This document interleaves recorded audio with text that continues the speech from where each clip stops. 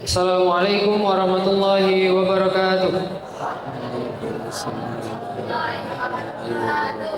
Alhamdulillah wa kafa. Wassalatu wassalamu ala Rasulillah sayyidina wa maulana Muhammad wa ala alihi wa sahbihi ajma'in, amma ba'd.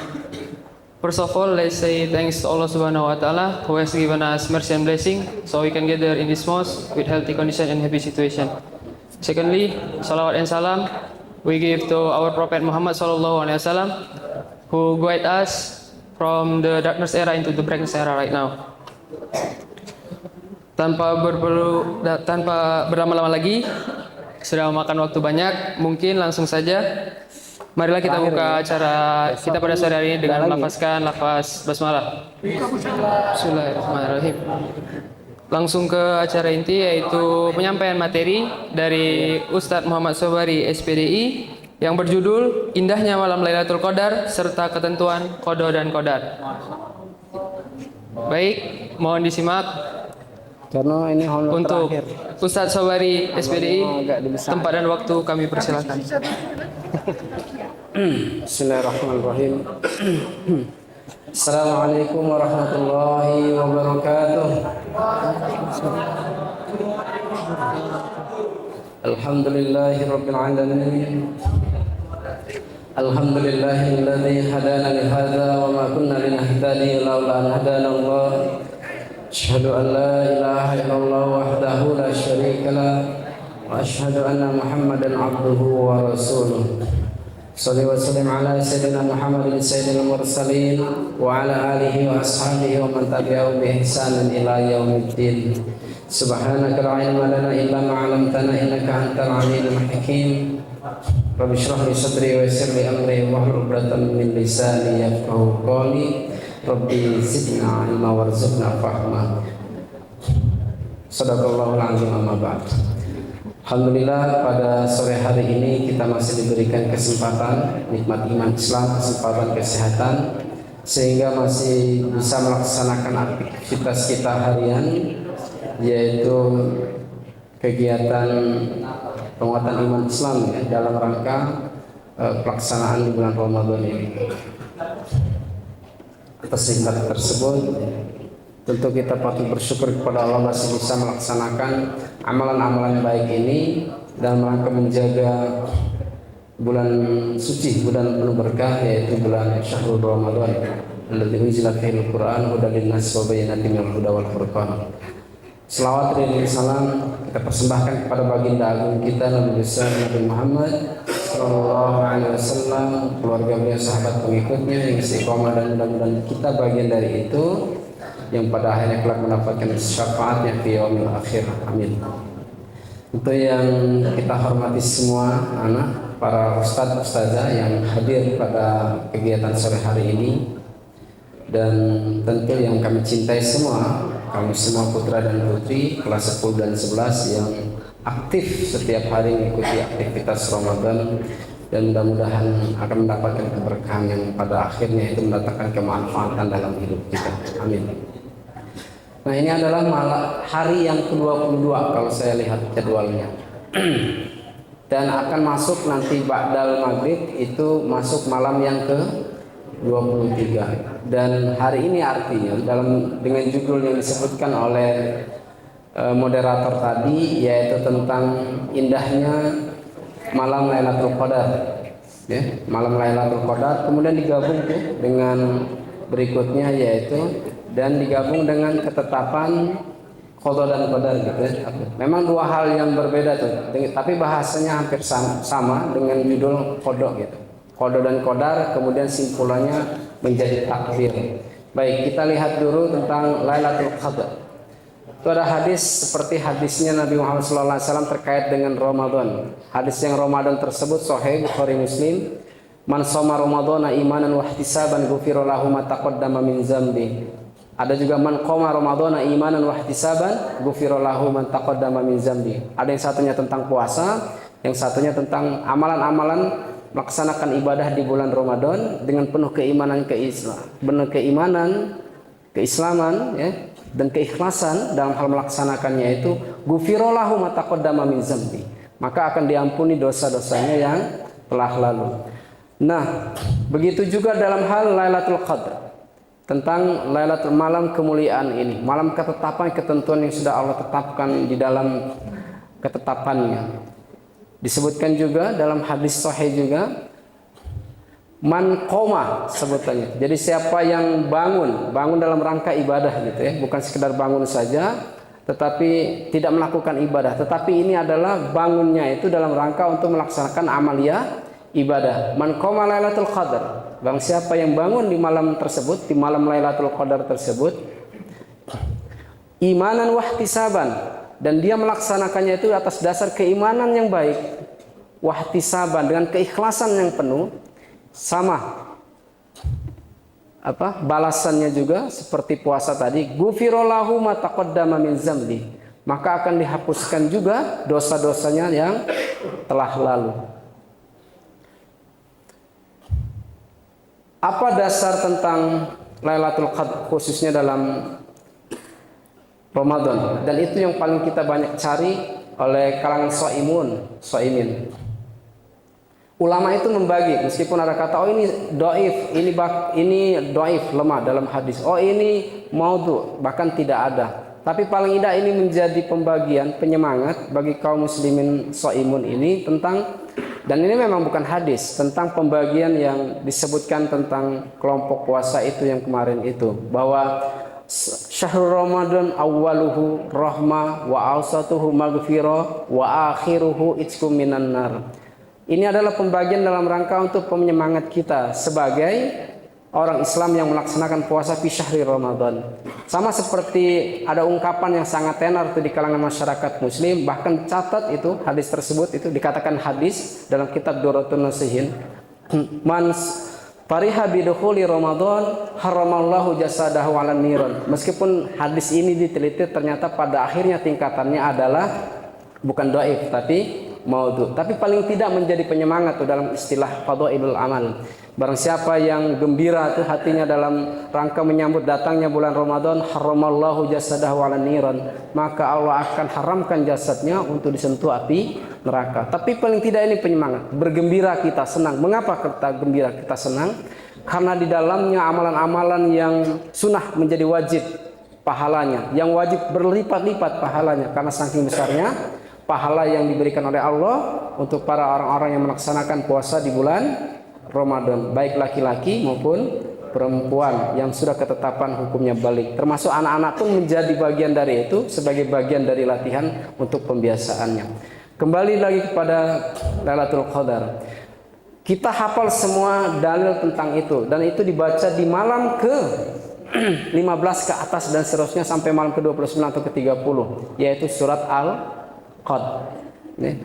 Maka anak-anak tuh kalau yang sholat tuh baiknya bukan dari at-takasur tuh, misalnya alhaakumut takasur dan seterusnya, itu adalah malam 1 sampai ke malam 14 atau 15, 16 dan seterusnya ke atas, dan kita membaca itu baiknya yaitu surat Al-Qad, karena itu sebagai gaungan kita dalam rangka untuk mendapatkan malam kemuliaan tersebut atau malam Lailatul Qadar. Kemudian diakhiri ada doa kunut, dan itu ada dalil sah kunutnya. Ada kunut subuh, ada kunut pada saat pelaksanaan witir yang malam ke-15 dan seterusnya ya, di rakaat terakhir itu sudah benar, dan nanti ada kunut nazilah. Maksudnya itu dasar-dasar bolehnya kunut itu.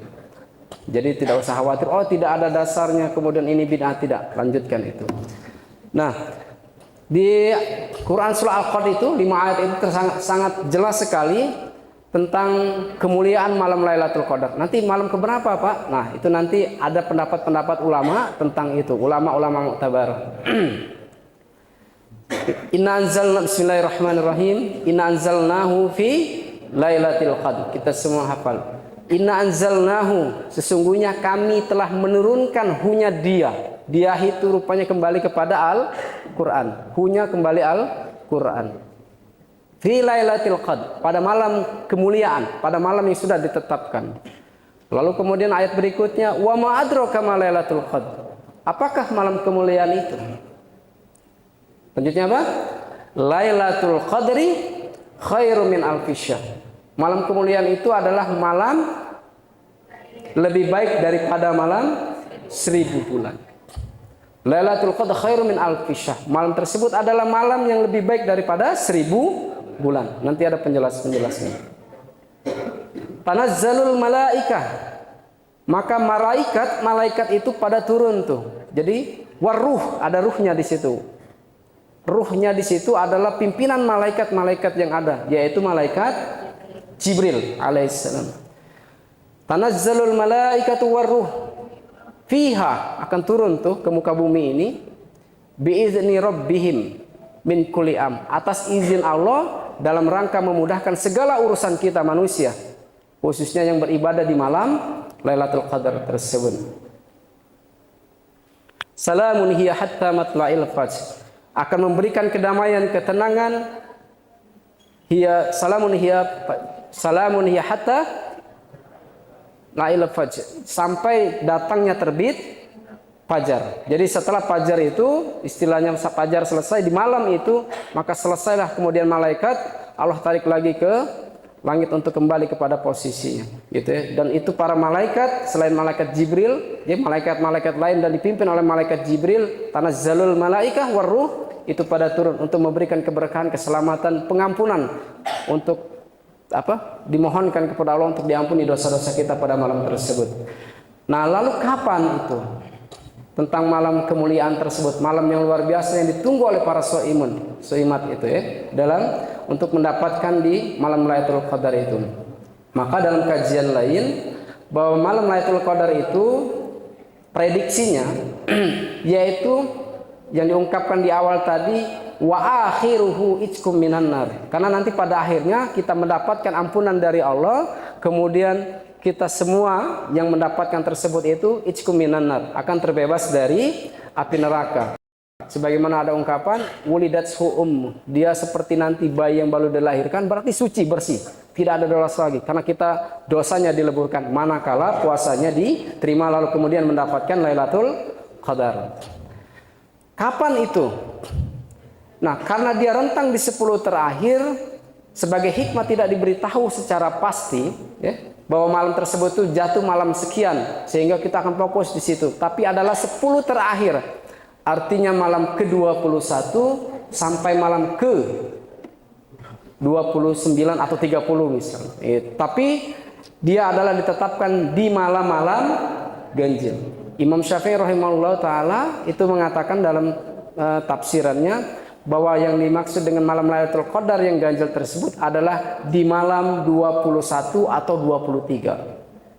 Lalu Imam Ghazali ya, dalam beberapa kitabnya juga menyebutkan, khususnya Ihya Ulumuddin dalam Babus Siyam, itu malam ke-23, 25, 27 dan 29 ya.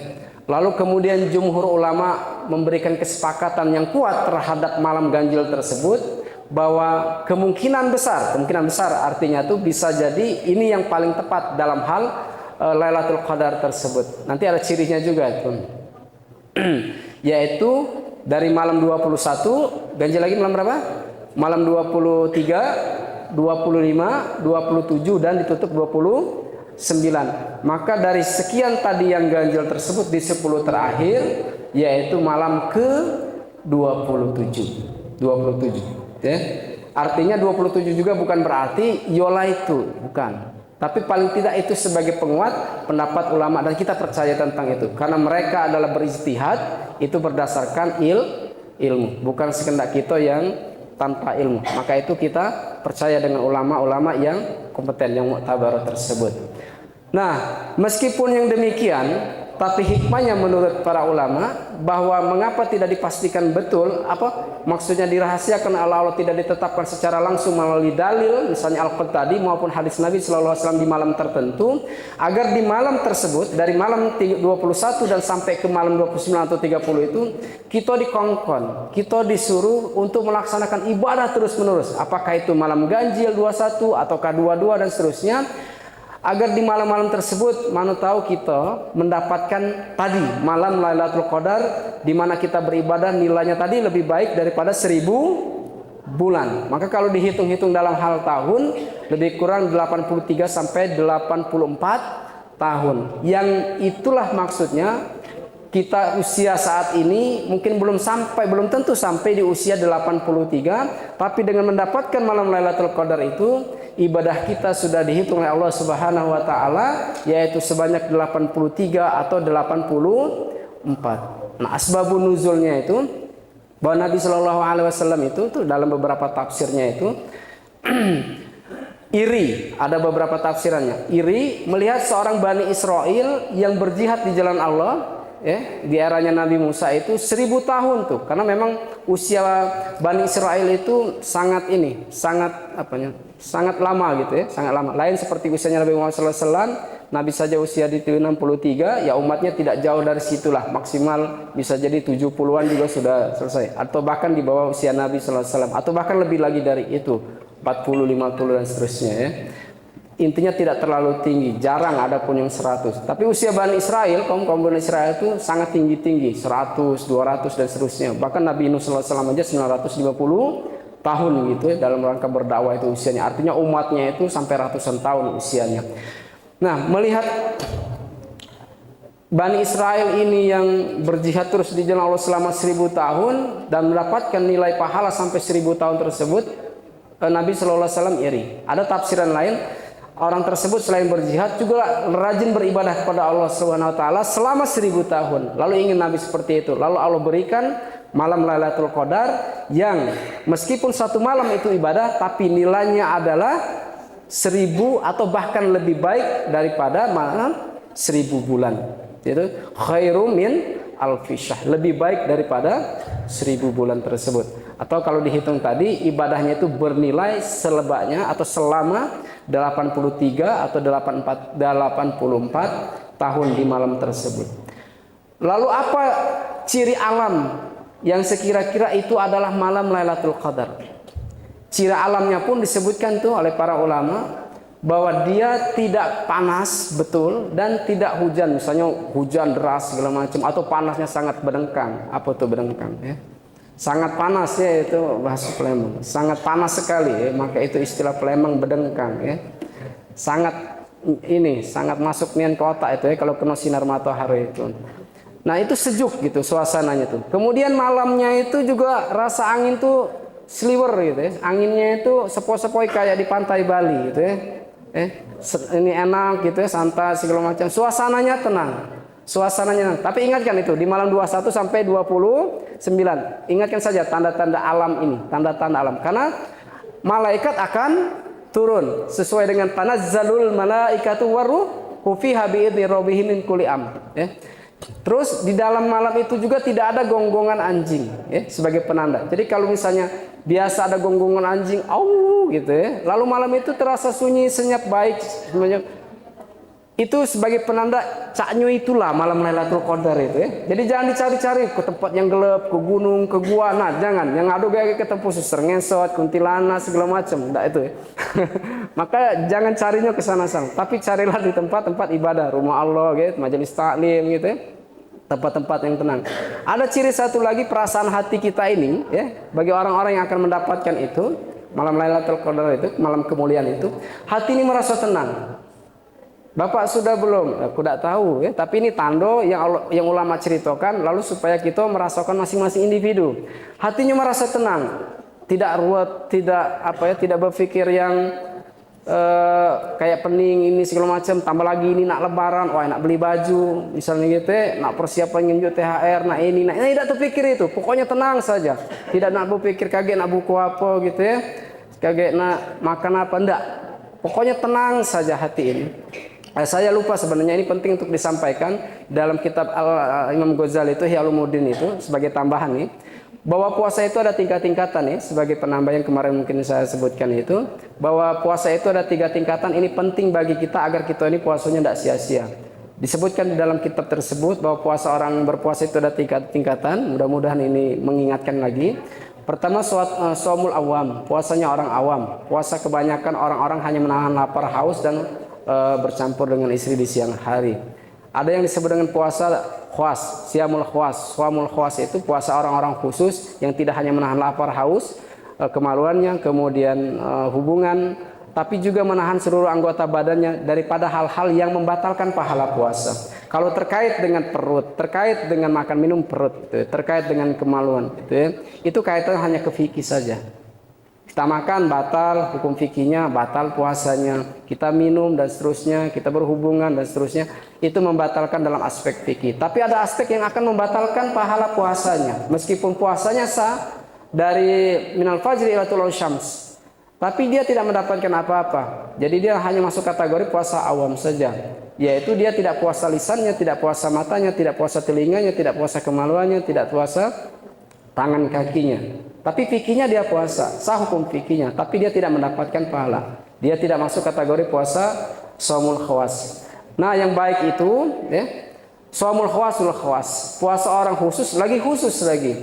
Siapa itu? Yaitu al-anbiya was siddiqin, ya, para nabi dan para siddiqin. Mereka itu selain puasa fikih, kemudian puasa menjaga pahalanya agar tidak batal, lalu puasanya itu untuk mendekatkan diri kepada Allah yang benar-benar gitu. Dia tidak berpikir nanti sore ini bukonya apa, nanti sahurnya apa, nanti kagak nak lebaran ini beli bajunya yang mak mano gitu. Ada video yang lagi rame, tidak tidur gitu, karena untuk nunggu besok lebaran, akhirnya baju barunya dihamparkan gitu, sepatunya dihamparkan, kemudian celananya dihamparkan untuk besok dipakai, tidur malam takbirannya gelisah gitu ya.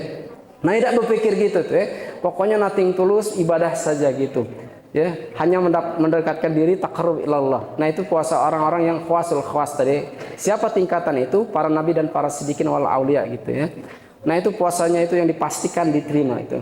Adapun puasa yang tingkatan pertama, puasa awam, itulah yang kemudian disinggung oleh hadis Nabi, kam min shaimin laisa lahu min siyamihi al ju'al atas. Dia tidak dapat dari puasanya baik secara fikih maupun tambah lagi pahala yang lain, tetapi hanya didapat adalah lapar dan haus. Jadi kita cuma dapat fa dengan ya saja, tidak mendapatkan nilai apapun dari puasa itu, karena tidak bisa menjaga tadi anggota tubuhnya dan tidak bisa menjaga hatinya daripada keinginan-keinginan duniawi. Nah, balik lagi ke ciri-ciri tadi, hatinya menjadi tatmainul qulub, tenang tuh hatinya itu ya, merasa tenang, dan itu tidak bisa tuh diungkapkan, dan kita semua itu yang merasakan secara individu. Kita semua, bapak ibu, para ustadz, anak-anak semua itu bisa. Kamu bisa mendapatkan itu, bisa, karena posisi kamu adalah sudah balik, kamu sudah mukallaf, sudah dikenai kewajiban untuk menjalankan itu, sehingga Allah berkehendak untuk kamu mendapatkan Lailatul Qadar, bisa, karena dalam posisi kamu sudah mukallaf. Jadi kalau misalnya hati kita semua ini merasa tenang, merasa nyaman, enjoy, tidak ada pikiran yang nanti gimana lebaran, nanti ini, nanti itu, segala macam, tidak terpikir yang itu, pokoknya tenanglah. Nah, ketenangan ini ukurannya kamulah yang bisa merasakan itu semua, atau kita semualah merasakan itu masing-masing. Yang tadinya ruwet masalah segala macam, kemudian menjadi tenang.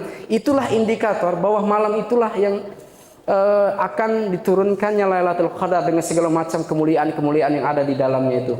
Maka manfaatkanlah malam-malam itu untuk apa? Untuk ibadah, sebagaimana hadis di awal disebutkan, man qoma Lailatul Qadar imanan wahtisaban, agar apa? Di akhirnya gufirallahu ma taqaddama min dzambi.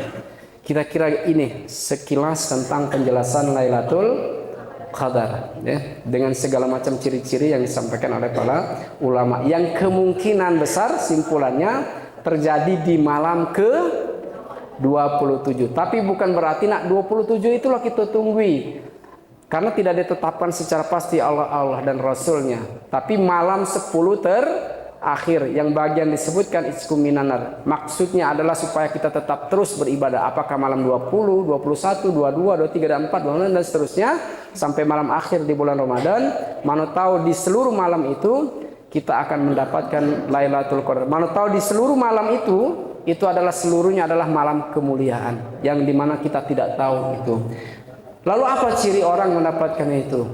Nanti mendapatkan perubahan yang sangat baik setelah Ramadan sebagai modal 11 bulan ke depan. Karena dia seperti orang yang baru dilahirkan dari perut ibunya, jadi suci, jadi bersih, dosanya Allah ampunkan semua. Ghufirallahu ma taqaddama min dzambi. Jadi Allah ampunkan semua dosa-dosa yang lalu untuk 11 bulan menjalani kehidupan, kemudian pada akhirnya ya bertemu lagi di bulan Ramadan dan terus mendapatkan kebaikan. Kira-kira gitulah ya. Lalu tadi ada dihubungkan, dikoneksikan qada dan qadar gitu ya. Singkat saja tuh. ada ulama besar namanya Syekh Muhammad Said Ramadan Al-Buti dari Syriah. Beliau seorang ulama yang sangat dihormati di dunia. Satu zaman dengan Habib Umar bin Hafiz, lalu pernah beraktivitas berilmu, artinya saling belajar ilmu dengan Habib, juga muridnya Habib Umar bin Hafiz, yaitu Habib Ali Zainal Abidin Al-Jufri dari Hadramaut, Yaman. Jadi seorang tokoh bermazhabkan Syafi'i, Ahlus Sunnah wal Jamaah, ya, dalam hal tauhidnya itu, dan kajian sufistiknya juga dengan banyak menggunakan kitab-kitab mu'tabarah, terutama di kalangan Imam Ghazali, kitabnya dan seterusnya itu. Kemudian Asy'ariyah dan Maturidiyah, kemudian fikihnya juga Syafi'iyah ini perdalam. Kemudian juga tidak lepas juga dengan pemahaman fikih-fikih yang lain, Hanafi, Maliki dan Hambali. Nah, Syekh Said Ramadan Al-Buti ini beliau mati syahid. Pernah Pak Cigo ceritakan ini. Mati syahid yaitu dibom di masjid pada saat memberikan taklim oleh ISIS, ya, era-era itu. Sedang taklim seperti ini, lalu rupanya sudah ditempelin bom di belakang mimbarnya itu. Jadi pada saat taklim, kemudian langsung detonatornya dipencet, kemudian meledaklah itu. Maka para jamaah taklim itu juga banyak yang syahid, termasuk juga Syekh Muhammad Said Ramadan Al-Buti juga ikut syahid di dalamnya itu. Beliau ada juga judul bagus yang misalnya kalau kita berdebat tuh istilahnya dengan kelompok Salafi Wahabi itu, ya, dia menulis kitab tuh argumentasi ulama Syafi'iyah, itu juga sangat baik, sangat bagus itu. Nah, di kitab lain beliau juga menulis tentang judul Al-Insan Bainal Musayyar wal Mukhayyar. Jadi ada kitab yang judulnya tentang manusia itu di perjalanan, ada yang dia berjalan dan ada yang diperjalankan. Al-Insan Bainal Musayyar wal Mukhayyar, antara dia yang dijalankan saja dan dia antara dia tidak bisa memilih dan dia bisa memilih, maksudnya. Maka dalam kajian tauhid itu takdir itu dibagi menjadi dua, ya. Qada dan qadar, kemudian simpulannya dua gabungan tersebut sebutannya adalah takdir. Nah, maka dalam ilmu tauhid itu ada dua pembagiannya, yaitu ada istilah takdir mubrom M atau mim ujungnya, ada takdir muallaq. Ya, kalau misalnya dalam akidah akhlak itu belajar itu, ya, tentang qada dan qadar lalu macam-macamnya itu masuk dalam materi akidah akhlak itu. Takdir mubrom adalah takdir yang tidak fleksibel, artinya takdir yang permanen, yang sudah ditetapkan Allah sejak zaman ajali fi lauhil mahfuz, yang itu tidak bisa dirubah. Kita dilahirkan sebagai masyarakat Indonesia. Adakah keinginan kita? Tidak. Itu adalah sudah ketetapan takdir mubrom. Kamu dilahirkan, dalam posisi kulitnya sawo matang atau hitam misalnya. Apakah itu keinginan kamu? Tidak, itu sudah ketetapan. Oh, ada yang dilahirkan dalam posisi yang sangat putih sekali. Keinginan kamu tidak. Kamu dilahirkan dari suku Eropa misalnya, belagak-belagak, besar, tinggi, putih, hidung mancung, segala macam, tak tiang listrik. Tidak, karena itu ketetapan Allah gitu. Nah, itu takdir mubrom. Atau kemudian kita lahir sebagai, ada yang muslim, ada non muslim gitu, ya, ada yang Cina segala macam, itu takdir mubrom, ya. Meskipun semua kita ini sudah mengikat perjanjian dengan Allah. Alastu birabbikum, bukankah aku ini Tuhanmu? Qalu bala, itu kata janin di usia 4 bulan itu, ya, atau 120 hari. Qalu bala, benar. Qalu bala syahidna an taqulu yaumal qiyamah. Agar kami di hari kiamat itu tidak mengatakan innakunan hadza ghafilin. Kami ini termasuk orang-orang yang ghafil, orang-orang yang lalai. Jadi semua kita ini sebenarnya sudah diikat dengan tauhid untuk percaya kepada Allah. Kemudian lahir ke muka bumi ini, maka berlaku hadis kullu mauludin yuladu alal fitrah. Setiap anak itu dalam posisi yang fitrah, yang suci. Sucinya mana? Karena kita sudah melakukan fisiknya cewek, tapi kayaknya cowok deh gitu, ya.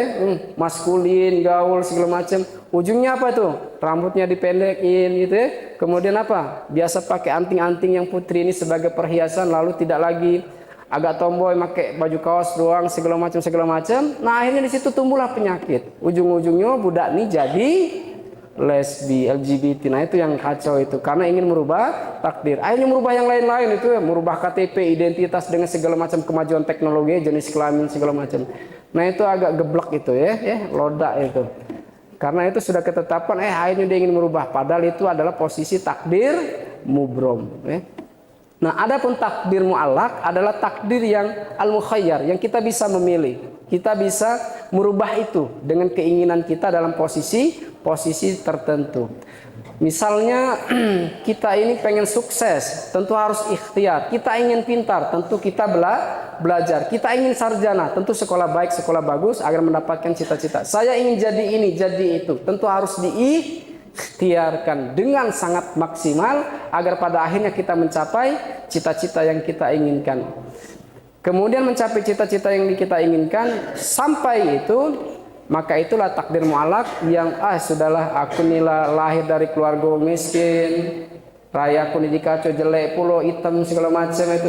Jangan putus asa di situ ya. Iya itu. Tapi kalau ingin berubah nasib kita gitu ya, ingin berhasil, ingin sarjana, ingin mendapatkan pekerjaan yang baik, lalu dan seterusnya, maka ikhtiarlah yang optimal. Aku pengen pintar, belajar optimal. Aku ingin kaya, usaha yang optimal agar di kehidupan ini tidak susah.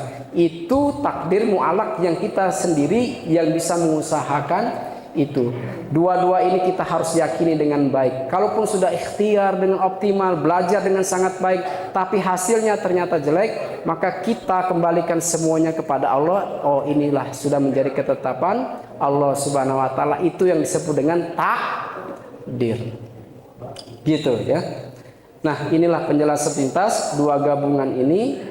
Jadi mu'brom memang sama sekali mutlak, kita di posisi dilahirkan dari keluarga siapa, dari suku apa, dari agama apa, alhamdulillah kita muslim.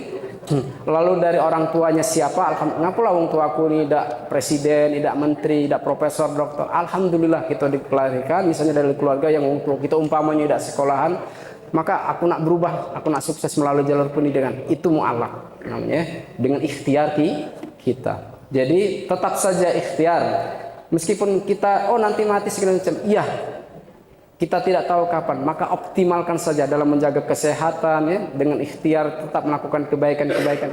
Maka itu doa selamat itu sangat baik tuh ya. Rutinlah baca setiap hari itu. Allahumma inna nas'aluka selamatan fidin, wafiat fil jasad, khususnya Allahumma hawin alaina fi sakaratil maut, mudahkan kami kalau kayak nanti sakaratul maut, dan seterusnya. Sangat baik itu doa. Itu yang disebut dalam surat Yasin itu sering sebut doa selamat. Mudah-mudahan kita semua hafal itu. Anak kecil saja banyak hafal itu ya. Nah, ini saja barangkali pada malam ke-23 nih ya. Kalau dalam ceritaan tadi ini adalah bagian dari malam Lailatul Qadar, kira-kira gitu ya. Ya, dan tetap saja walaupun ini malam 23, malam 24 nanti tetap saja harus semangat untuk beribadah karena ini adalah momentum yang sangat baik, yaitu syahrul Ramadan, syahrul tarbiyah, syahrul maghfirah, syahrul rahmah, yang pada akhirnya kita semua alhamdulillah mudah-mudahan itskum minan nar. Demikian barangkali penyampaian kultum pada Ramadan hari ini 1444 Hijriah. Mohon maaf atas segala kekurangan. Kepada Allah kami mohon ampun. Saya akhiri, wallahu muwaffiq ila aqwamit thoriq. Assalamualaikum warahmatullahi wabarakatuh. Baik, terima kasih kepada Bapak Muhammad Sobari SPDI. Baik, kita lanjut ke sesi selanjutnya, yaitu sesi pertanyaan yang pada hari ini akan dijawab oleh adik kita kelas 10 yang putri. Untuk soal yang pertama, surah apa yang sering dibaca pada malam 16 hingga seterusnya pada sholat tarawih di bulan Ramadan? Ada yang ingin menjawab? Silakan maju ke depan. Atau ada saran nama untuk menjawab? Baik, yang ditunjuk oleh Pak Ahmad, silakan maju ke depan. Surah apa yang sering dibaca pada malam 16 hingga seterusnya pada sholat tarawih di bulan Ramadan? Baik, terima kasih jawabannya benar. Zaza, kata Pak Ahmad, silakan dibaca suratnya.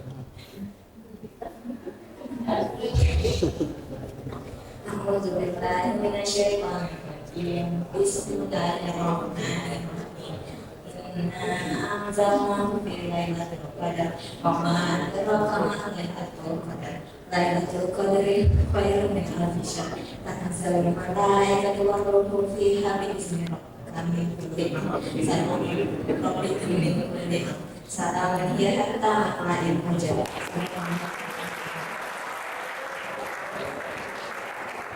Mungkin bisa langsung dipilih untuk pertanyaan kedua untuk adik kelas 10 yang cowok.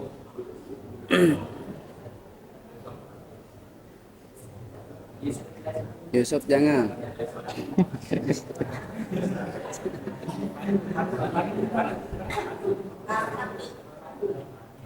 Fatma. Siapa gimana? Paki. Baik, Fakih. Baik, untuk pertanyaan kedua akan dijawab oleh Fakih. Pertanyaannya, menurut ulama, rentang dari malam keberapa turunnya malam Lailatul Qadar? Baik, untuk Fakih, silakan maju ke depan.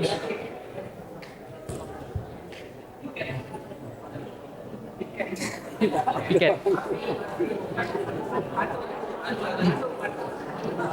Saran dari Pak Fandrin yang menjawab untuk soal yang kedua adalah Pandu. Pandu.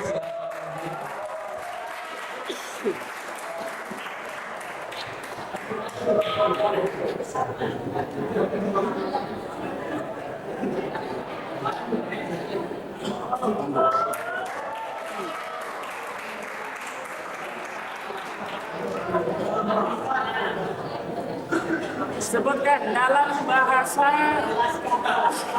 dalam bahasa Jepang. Dari hari ke-20 sampai 29. Semoga. Ya, satu-satu ganjil dalam bahasa Tepatnya, Jepang. tepatnya di malam ganjil. Malam ganjil. 21, 23, 25, 27, 29. 21. Apa bahasa Jepang? Tanggal 21, 23, 25, 27 dan 29. Ya. Atau ganjil.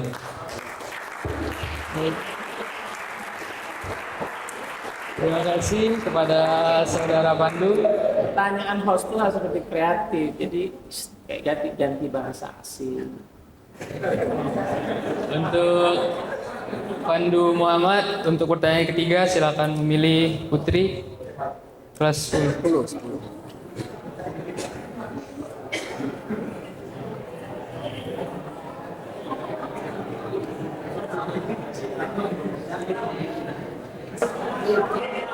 Baik, tanpa berlama-lama lagi, silakan untuk Jelita menjawab pertanyaan ketiga, yaitu pertanyaannya, apa itu perbedaan takdir mubron dan takdir muallak?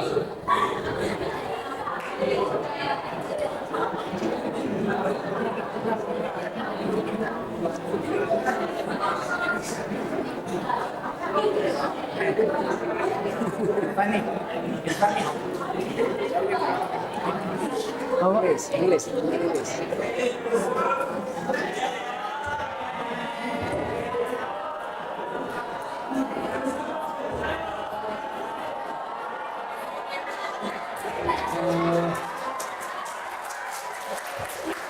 For Jelita, please answer this question with English.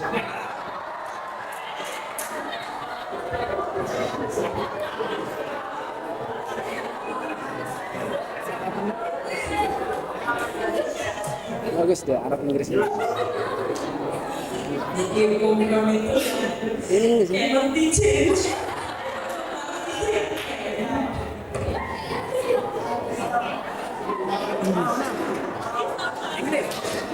Gak bisa, Inggris. gak bisa Pak. Gak bisa Pak. English. Slowly. English slowly. Slowly. You can answer that slowly then that. Jadi takdir mubrom itu yang we cannot change it, tapi kalau takdir mualak itu we can change it.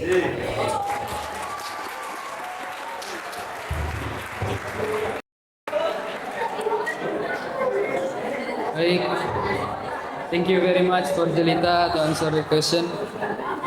Okay, mari kita lanjutkan ke acara selanjutnya, yaitu kesimpulan malam Lailatul Qadar. Apabila kita mendapatkan malam Lailatul Qadar, maka itu akan menghapus dosa-dosa kita yang telah lampau. Dalam surah Al-Qadar menjelaskan tentang malam Lailatul Qadar lebih baik dari 1000 bulan, atau bisa kita sebut 83 hingga 84 tahun. Barang siapa yang mendapati malam ini dan beribadah di malamnya, maka jasadnya seperti bayi yang baru lahir atau bersih dari keburukan. Menurut ulama dan imam, ada 5 malam, yaitu dari malam 23, 25, 27, dan 29. Itu kuatnya ada di malam 27. Tanda malam Lailatul Qadar menurut ulama yaitu cuaca pada malam harinya itu tidak mendung, terdapat angin sepoi-sepoi dan sepi dari gonggongan anjing. Kemudian lanjut ke 3 tingkatan puasa. Yang pertama adalah puasanya orang awam. Puasanya orang awam yaitu adalah puasa orang yang hanya menahan lapar dan haus. Yang kedua, puasanya orang khusus, yaitu orang yang menahan lapar dan haus serta anggota tubuh mereka dari maksiat yang membatalkan puasa. Yang ketiga yaitu puasanya orang khusus, lagi khusus, yaitu orang yang puasa dengan menjaga fikih. Puasanya yaitu puasa Nabi dan Rasul serta sidikin atau sahabat Nabi. Kemudian dilanjutkan dengan takdir. Takdir dibagi menjadi 2, ada takdir mubron dan takdir mu'alak. Untuk takdir mubron sendiri, itu adalah takdir yang sudah ditetapkan oleh Allah dan ditulis di Lauh Mahfuz sebelum kita lahir di muka bumi ini. Yang kedua yaitu ada takdir mu'alak, yaitu takdir yang bisa diubah dengan cara ikhtiar. Baik, mungkin cukup sekian kesimpulan dari saya. Kita lanjutkan ke acara terakhir, yaitu acara penutup. Marilah kita tutup acara ini dengan melafazkan lafaz alhamdulillah.